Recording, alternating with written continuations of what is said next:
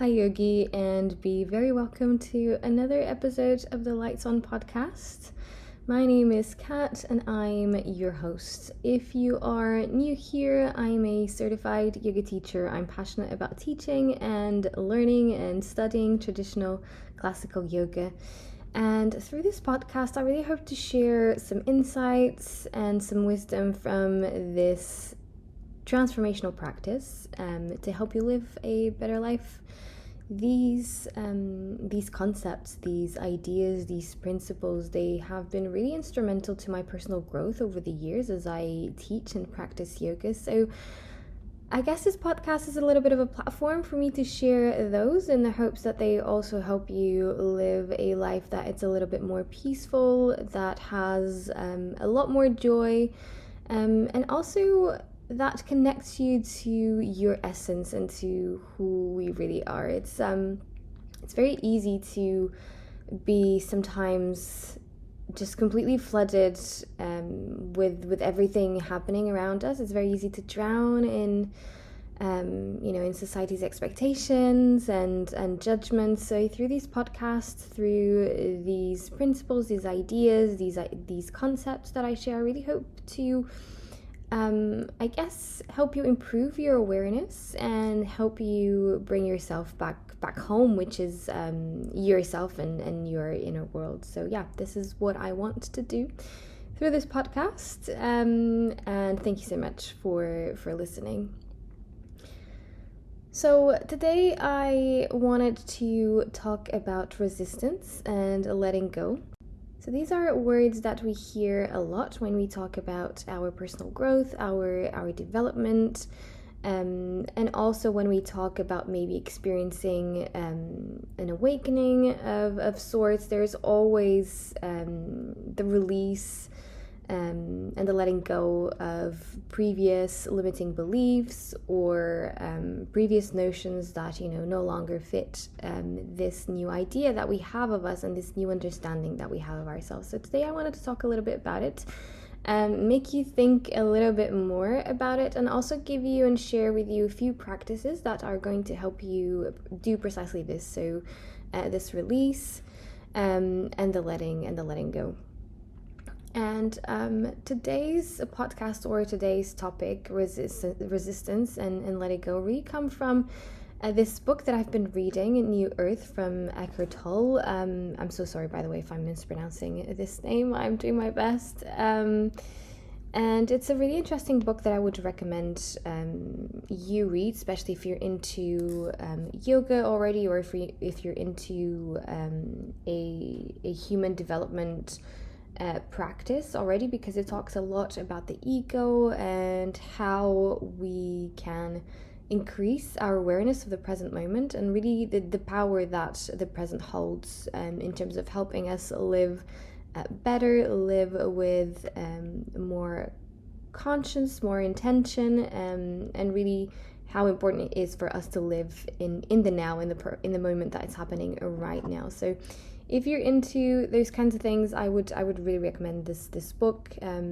It's incredibly simple, and the way the author explains the ideas and presents the concepts, it's beautiful. The simplicity of them kind of almost makes you think that these things are so obvious. Why are we not doing more of them?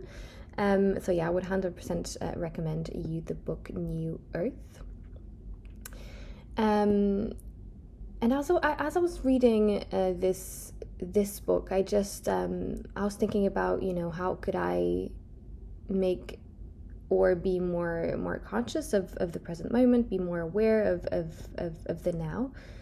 And I was just noticing how much I was resisting to things in general, and how much I was resisting the present moment. Like, for instance, how we resist the present moment by always waiting for the weekend. How we resist life, the present moment, by waiting for our holidays, or how we resist just being in the moment, in the now, with just ourselves by scrolling through social media or binge watching Netflix. We resist a lot, and we really don't give ourselves much space to just exist and just to be. And from personal experience, it's precisely when you just exist and when you just are that you're able to recharge and fill your cup. So you're constantly fighting against yourself in a way. And today we have so many ways to be distracted or so many ways to escape that it's really hard for us really to consciously find the time and the space just to exist, without anything to do, without any expectations, without any judgment, just sitting there peacefully, just being. So I really wanted you to stop and think and do a bit of this self-analysis for yourself as well, and recognize, how are you resisting, or how is resistance showing up in our life, in your life? And I think you'll notice that even though you may think you're not, even though you may think that you are living fully as best as you can, you'll probably realize how much in fact you are resisting and how much in fact you are escaping. And the thing is, if we're not aware of it, then it's really difficult for us to change and to really be more present. And I should have said earlier, actually, one of my biggest intentions for this year, so I don't do resolutions every new year because I just feel like those will I'll give up on those very quickly, but I do set intentions in terms of how I want to live my life that particular year. So this year I chose 4 intentions. One of them is be present. Also, I want to be of service. I want to surrender more and just go with the flow of life. And I also want to learn how to appreciate beauty in everything. So those are my 4 intentions. And resistance has a lot to do with the first one in particular, of being present. So I'm doing a lot of work in this space, and I guess I just wanted to share this experience in case it also awakens something in you and triggers something in you. So just think to yourself, how are you resisting, and how this resistance is showing up in your life, because resisting really comes from this need that we have, maybe from past trauma, maybe from the fact that we are wired for survival, but it really comes from this need to micromanage our life. We need to get things done by a certain age, we need to accomplish certain things by a certain time, and this means that we're very, very particular about how our life goes. And this makes zero space for spontaneity. It makes no space for genuine miracles and magic to happen, because everything is so controlled. And now the funny thing is that this control, it's only an illusion that we have over our lives, because actually we have zero control, and that is ultimately what makes us so uncomfortable, and what makes us resist living in the present moment. Because when you are present, you are sort of exposing yourself to the unknown, right? You're focused on the present moment, so you really don't know what's going to happen in a second from now, and you don't anyway. Even when you're thinking about the future, right? You still don't know, but that does give you an illusion of safety of sorts. So it takes courage to stop resisting and letting go. But it's really about us learning how to create that space for magic, for connection, for alignment. Because when we are very consciously trying to micromanage our lives, we are using our heads a little bit too much, and we're living a little bit too much inside our head. And we usually, when we're in that space, we are usually not very connected to our genuine preferences, to our genuine strengths, to our genuine talents and gifts. So it's important that we try to distance ourselves from this preconceived notion of how things should be going, and make space for what it can be, and that freedom of the unknown, right? That freedom of everything can happen, and how incredible is it?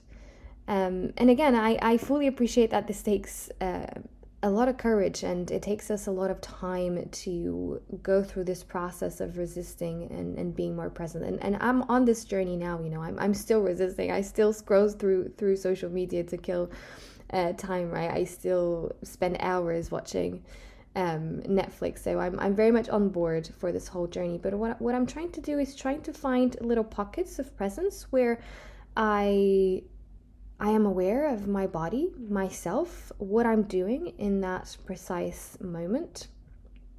And when I do that, I notice that I release control a little bit. I release expectations a little bit. I bring myself some peace. I exist, even if it's just for 5 seconds. But those moments, they will accumulate, and they will help you gradually feel freer.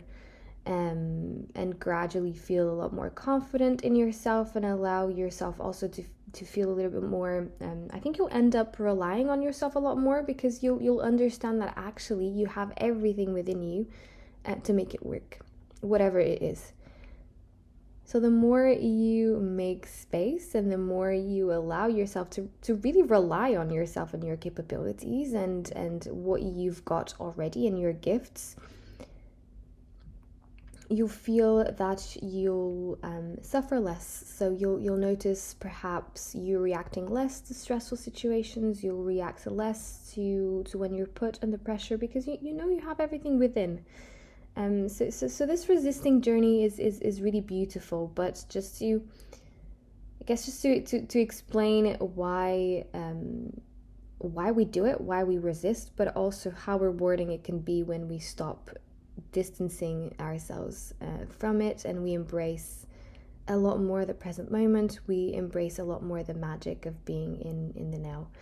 And another advantage is how much more meaningful our interactions will be and our connections will be, because we are present. So we are actively listening, we are actively participating. We're not doing something but thinking about our next task, right? We're fully in the moment. We are completely immersed. So you'll notice that things will flow a lot easier for you, whether that's being a difficult conversation that perhaps you need to have, whether that's putting together this report or whatever task that you need to do at work. You'll see that everything in you is poured into this task, so everything will be a lot easier and everything will be a lot quicker. So you'll probably notice that you'll become a lot more productive.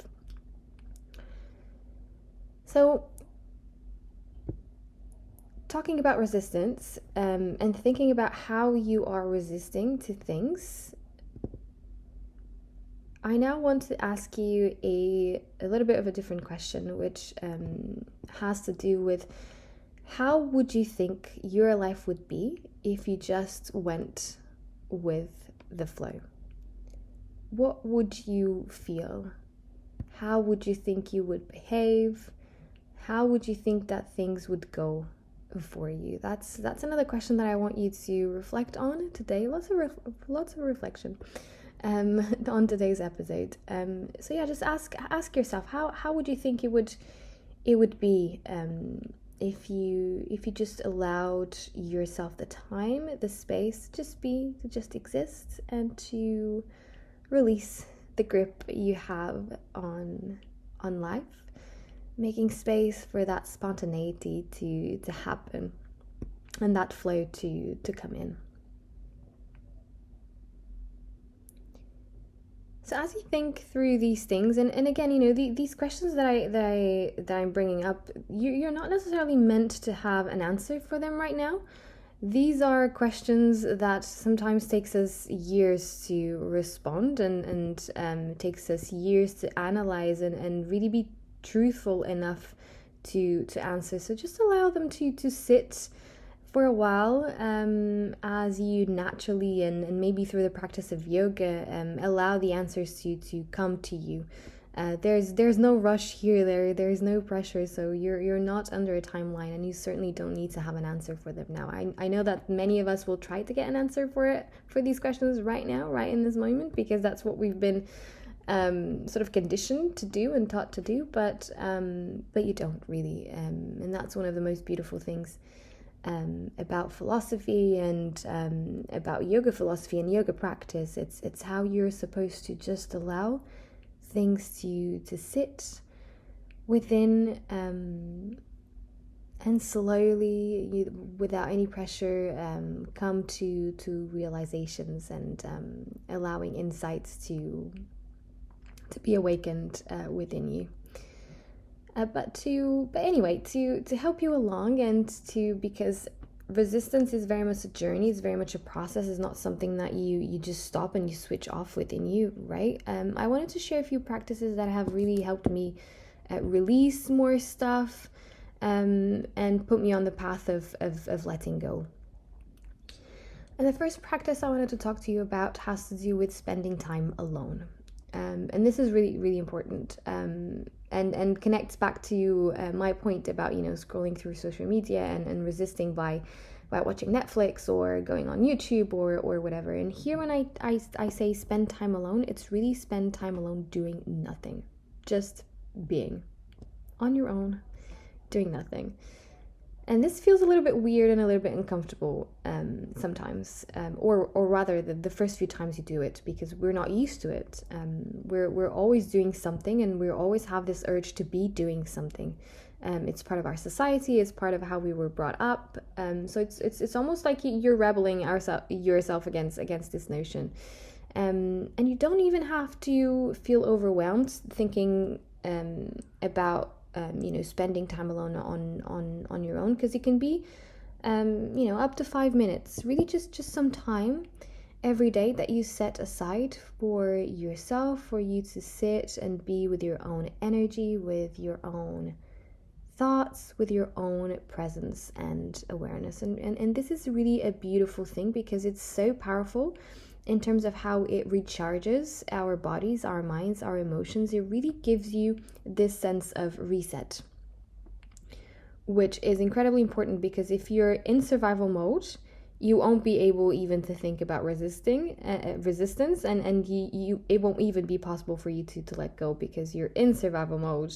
You are fully on it, and you are feeling threatened, so your sympathetic system is activated, your heart is beating fast, and your body is doing a lot of work to make sure that you're quick enough to respond to whatever threatening situation it is that you're being exposed to. So it's important that you recharge and that you start doing this work from a rest perspective. So you need to be out of that survival mode before these things really start making sense, and these things, they really start working. And connected to this, to this part about you needing to be out of your survival mode, the other practice that I would recommend to explore is the breath. So learning how to breathe and learning how to use your breath to deal with situations in life and to calm your busy mind is extremely important. It's also important because when we are focused on our breathing, we don't really think about anything else, and it's really a very quick way to bring us back to the present moment, because if we're focusing on our breathing is happening now, so there's no way that we're not in the present moment. So the breath is an amazing ally in this journey for more presence, for less resistance, and it's also very calming. The last but not least, the other practice I wanted to chat to you about today is a practice of meditation. And meditation is really powerful to put us on the path of healing a lot of stuff. So it's not only about spending time alone, which you will do when you meditate. It's not only about the power of breath, which you'll also do during meditation. It's more about this continuous practice that every night and every morning or every day as you meditate is allowing your brain to establish new pathways, is allowing your brain to react to threats differently. Meditation is scientifically proven to reduce the size of your amygdala, which is connected to fear. So you'll feel less fear, you feel more confident in yourself, in your capabilities, and this all helps you trusting yourself more and also being a lot more open to the present moment because you have less fear. You have less suffering. You don't struggle with the unknown so much because you have established these new connections and these new pathways, and you have effectively rewired your brain to react to threats in a very different way, in a much more positive way. Meditation doesn't need to be this difficult thing. Maybe some of you that listen to this podcast already have a meditation practice in place, so you'll probably know what I'm talking about. But if you don't, it's not really about the absence of thought. So I want you to release this expectation, right? You're not supposed to just sit down and think of nothing. You will eventually get to that point, I think, after many decades of meditation practice. But that's not necessarily the goal of meditation. So what you want to do when you meditate is focus on one thing at a time. Whatever the meditation technique is, you want to be fully concentrated on that one technique, releasing everything else. But you'll be distracted. I am distracted still to this day, and I have a pretty solid established meditation practice. It's natural. We're human beings. So we'll be distracted by noises, we'll be distracted by thoughts, we'll be distracted by maybe our knees hurting if we're sitting cross-legged. So the point here is for you to detach yourself from those distractions in the best way possible. So you allow them to happen. I mean, they happened. It is what it is. Accept them. And instead of thinking and berating yourself for them happening, because that's fueling those distractions a little bit more, is just, release them. Accept them, acknowledge them, they happened, and now bring yourself back to the meditation technique you were doing before. And this can happen as many times as you need, as you want, as it happens when you are meditating. Sometimes we have, in a 5-minute meditation session, maybe we've meditated for a maximum of 30 seconds. And that's okay, there's those 30 seconds will already be super helpful, will already amount to a lot, because it's an ongoing practice, right? It's something that you do every day. So try not to be too hard on yourself, because I feel like this expectation puts us a lot it's off-putting when it comes to meditation, and especially when you're new and you're trying to set something up for the first time. It's not easy setting something up for the first time. So allow yourself to be distracted. It's fine. It's natural. Everybody faces the same thing, goes through the same thing when they meditate. Even more senior meditation practitioners. So zero expectations. What matters is that you keep showing up and you keep making that time, that space for yourself every day. Ideally, I would say twice a day. So just before you get out of bed in the morning, and also before you go to sleep in the evening. I would say that would be ideal, but you can do something of 5-minute sessions.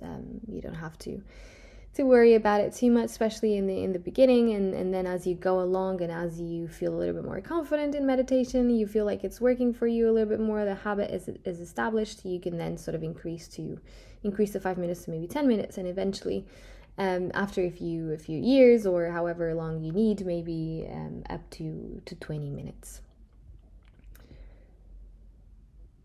So as a bit of a recap, we talked about resistance. We talked about how we resist even when we're not conscious of it. And I really want you to reflect how you are resisting and how resistance shows up in your life. We've also considered how letting go can be so beneficial for our well-being, and the advantages of stop resisting and allowing ourselves to go with the flow. And we've also inquired about how would life be if we just allowed ourselves to be, and we just allowed ourselves to be present. And finally, we talked about a few practices that can make this process of stop resisting easier. And they're all about spending time alone, learning how to breathe and using the breath to calm our busy minds, and also the practice of meditation. this is essentially what I had to share with you today. Again, don't worry if you don't have any answers. Allow these answers to come to you as opposed to you seeking them very actively.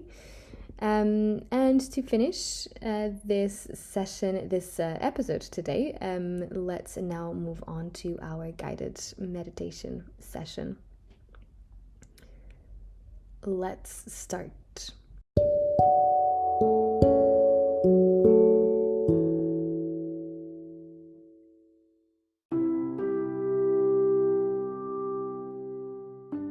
So I want you to sit in a comfortable position, cross-legged if you can.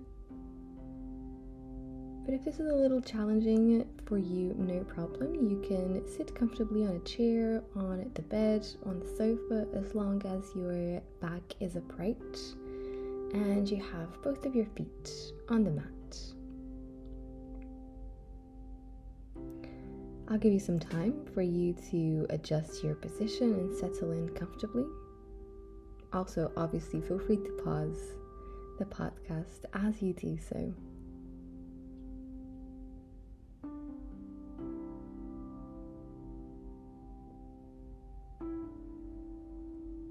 Now, when you're ready, close your eyes and draw your attention within. Seek your space of inner quiet, of inner peace.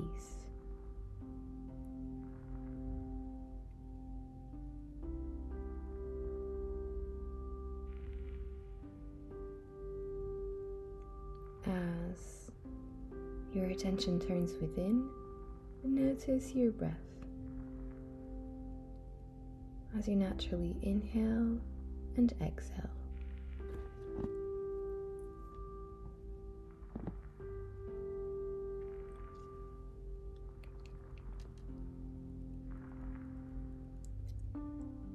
Stay focused on your breath without interfering.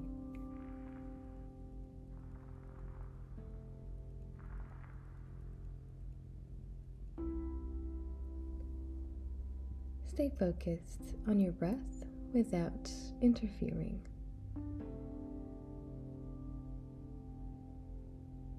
Watching it as a witness and concentrating on your breath, which is going to be our meditation technique today. So visualize observing your breath as if you are outside looking in.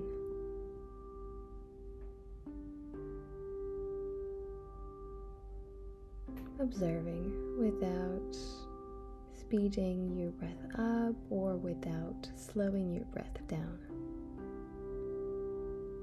Accept and release.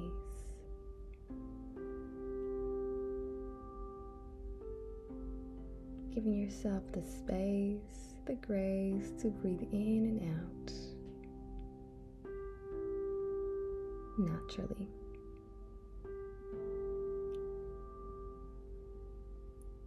Remember that for our guided meditation, we're going to use our breath today, but if you are distracted by a sound in the environment, a sensation in the body, or a thought that just popped into your head, acknowledge that distraction and let it go. Bringing your attention back to your meditation technique. Do this as many times as you need. Don't worry, you're still meditating. We will now continue focusing on our breath in silence.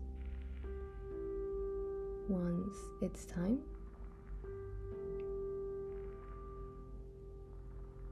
I'll let you know when to come back.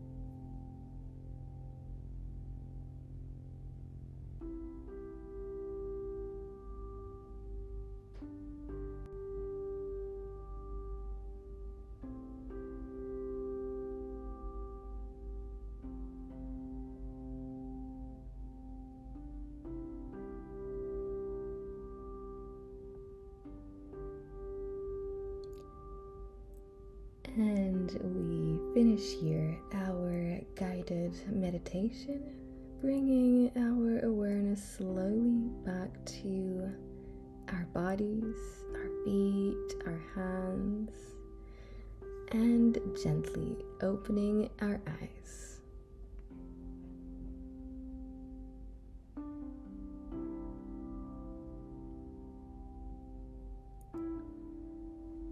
I hope you enjoyed these 5 minutes of peace, and I want to thank you again so much for listening, for engaging, maybe even incorporating some of these practices into your life. I really do hope that they do help you live with a bit more calm, with a bit more joy, because there's so much knowledge and so much wisdom in yoga, and it truly helps us live a better life. If you've been enjoying the podcasts, consider signing up for my membership. For £1.99 you have access to a guided relaxation session every other week. So when I launch a new episode, there's also a new guided relaxation for you to tune into. So consider doing that so that I can keep putting out more content like this. And also, if you are perhaps new to yoga, or if you're new to this classical aspect of yoga, and if you've perhaps been only practicing more of the physical part of the practice and haven't had access to the full yoga with the breath, with the meditation, with the philosophy, with the spirituality, then I want to invite you to check my new 12-week course for yoga beginners. And this course is really is suitable for everybody. So when I say yoga beginners, what I mean is that I want to create a class where everybody starts exactly from the same point, so that when we practice together, there's a bigger sense of community, because we're all probably sharing the same doubts, we're probably sharing the same concerns, and we're going at the same pace, as opposed to you coming in the middle of the year, and then there's lots of people that have been practicing for a lot longer than you. So I get that sometimes you may want to hold back because it feels a little subconscious and it feels a little daunting. So through this course, the idea is to give you like a really solid base of classical yoga with all the 14 disciplines that a classical yoga class includes, so that we're all basically on the same boat, practicing the same things and starting from the exact same level of practice. So if you're interested about checking out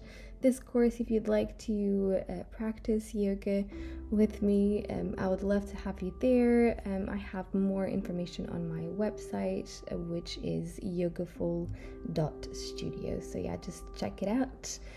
Feel free also to give me a follow on Instagram for more content like this. I try to keep it engaging as much as I can. And I'm also at yogaful.studio. So hopefully pretty easy to find me there. Anyway, I won't keep you much longer. Thank you so much as ever for listening. I'll see you on another episode. In the meantime, happy journey back home. Bye.